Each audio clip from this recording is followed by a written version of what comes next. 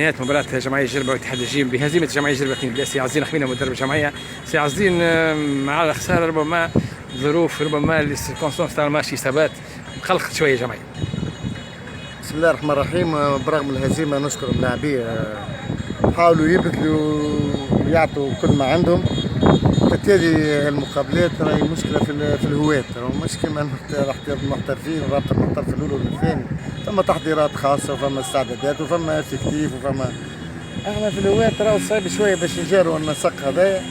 أنا تغيظني أكثر من الخسارة هو خسارة على الأقل فما 4 باينين ملاعبية، ونتمنى لهم الشفاء العاجل.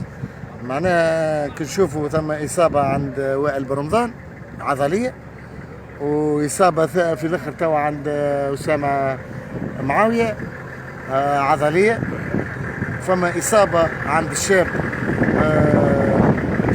دعفوس زاد كيف وإن شاء الله نتمنوا لهم 3 تو شفاء. هو في السبيطار توا ومعاه ورقة حمراء للميلادي، فما زوز و3 اوراق اخرين اليوم عندهم ورقتين معناها هذوما 4 ملاعبيه سميتهم، وزيدهم زوز اخرين اللي هما اكيد حازم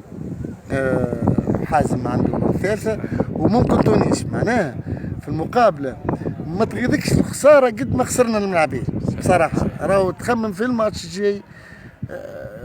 انا نقول ديما الحاضر يسزي عندنا الملاعبيه باش ما زاد كيف ما نطيحش من قيمه الملاعبيه الاخرين، لكن ديما البنك يضعف. صحيح.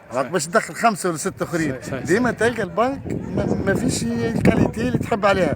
دونك انا نتصور انه المقابله الخساره نتاعها توجع اكثر هي خساره الملاعبيه. خسرنا ملاعبيه ونتمنى لهم كلهم الشفاء العاجل ان شاء الله. ان شاء الله ربي يشفيهم. فنيا ربما انا نعطيك فنيا راهو 10 دقائق الاولى ميدون كان افضل اتحاد الجيم. سامحني مادام تحكي معايا قدامي غلط فيه.